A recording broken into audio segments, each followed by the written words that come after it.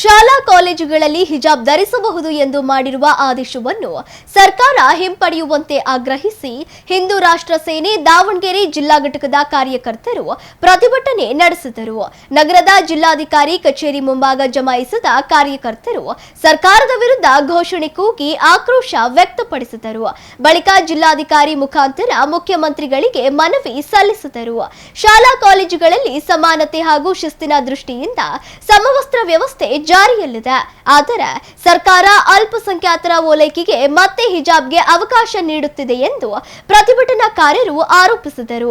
ಹಿಜಾಬ್ ವಿಚಾರವು ಈಗಾಗಲೇ ಕರ್ನಾಟಕ ಹೈಕೋರ್ಟ್ ಹಾಗೂ ಸುಪ್ರೀಂ ಕೋರ್ಟ್ ವಿಚಾರಣೆಯಲ್ಲಿರುವ ಹಿನ್ನೆಲೆ ನ್ಯಾಯಾಲಯದ ಅಂತಿಮ ತೀರ್ಪು ಬರುವವರೆಗೆ ಯಾವುದೇ ಹೊಸ ನಿರ್ಧಾರ ಅಥವಾ ನಿರ್ದೇಶನ ಜಾರಿಗೊಳಿಸಬಾರದು ಎಂದು ಒತ್ತಾಯಿಸಿದರು.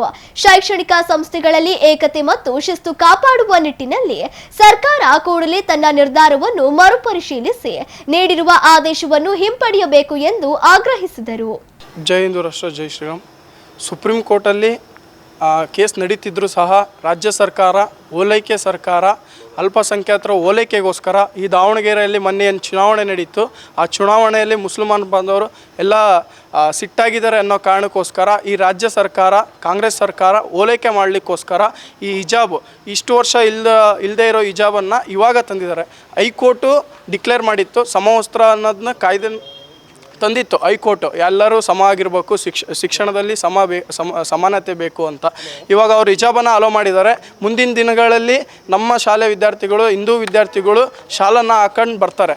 ಆವಾಗ ಇವ್ರು ಹಿಂದೂ, ಇವ್ರು ಮುಸ್ಲಿಮಾನರು ಅಂತ ಗೊತ್ತಾಗುತ್ತೆ. ಅದೇ ಕಾರಣಕ್ಕಾಗಿ ಹೈಕೋರ್ಟು ಡಿಕ್ಲೇರನ್ನು ಮಾಡಿತ್ತು, ಯಾವುದೇ ರೀತಿ ಶಾಲಾ ಕಾಲೇಜುಗಳಲ್ಲಿ ಶಾಲು ಹಾಕೋಂಗಿಲ್ಲ, ಹಿಜಾಬು ಹಾಕೋಂಗಿಲ್ಲ ಅಂತ. ಆದರೂ ಈ ನಮ್ಮ ಸರ್ಕಾರ, ರಾಜ್ಯ ಸರ್ಕಾರ ಏನಿದೆ, ಮುಸಲ್ಮಾನರು ಓಲೈಕೆಗೋಸ್ಕರ ಹಿಜಾಬನ್ನು ಅಲೋ ಮಾಡಿದೆ. ಅವ್ರು ಹೇಳ್ತಾರೆ ಜನಿವಾರ, ರುದ್ರಾಕ್ಷಿ, ಕೈದಾರ ಹಾಕ್ಬೋದು ಅಂತ. ಜನಿವಾರ, ರುದ್ರಾಕ್ಷಿ, ಕೈದಾರ ಒಳಗಡೆ ಕಾಣುತ್ತೆ, ಒಳಗಡೆ ಇರುತ್ತೆ, ಹೊರಗಡೆ ಕಾಣಲ್ಲ. ಹೊರಗಡೆ ಕೇಸರಿ ಕಾಣುತ್ತೆ. ನಮಗೆ ಕೇಸರಿ ಬೇಕು, ಕೇಸರಿ ಕೊಡಲ್ಲ ಅಂತಂದು ಈ ಮಾನ್ಯ ಮುಖ್ಯಮಂತ್ರಿ ಸಿದ್ದರಾಮಯ್ಯನವರು ಹೇಳಿದ್ದಾರೆ. ಆದರೆ ಹಿಜಾಬಿಗೆ ಅವಕಾಶ ಮಾಡಿಕೊಟ್ಟಿದ್ದಾರೆ. ಈಗ ನಾವು AC ಸಾಹೇಬರು, DC ಅವ್ರು ಇರಲಿಲ್ಲ, AC ಸಾಹೇಬ್ರಿಗೆ ಮನವಿಯನ್ನು ಸಲ್ಲಿಸಿದ್ದೀವಿ. ಅವ್ರು ಹೇಳಿದ್ದಾರೆ ತಲುಪಿಸ್ತೀವಂತ.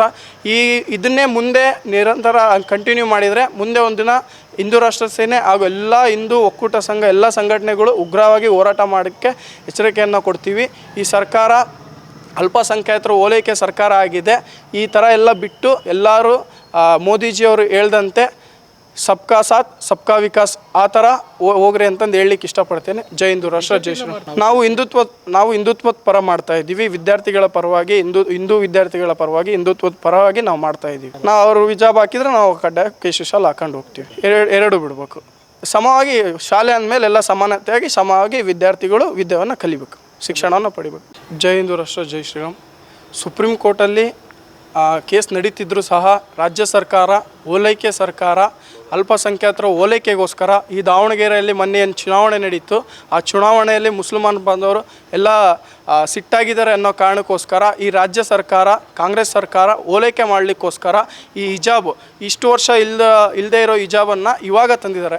ಹೈಕೋರ್ಟು ಡಿಕ್ಲೇರ್ ಮಾಡಿತ್ತು, ಸಮವಸ್ತ್ರ ಅನ್ನೋದನ್ನ ಕಾಯ್ದೆ ತಂದಿತ್ತು ಹೈಕೋರ್ಟು, ಎಲ್ಲರೂ ಸಮ ಆಗಿರಬೇಕು, ಶಿಕ್ಷಣದಲ್ಲಿ ಸಮಾನತೆ ಬೇಕು ಅಂತ.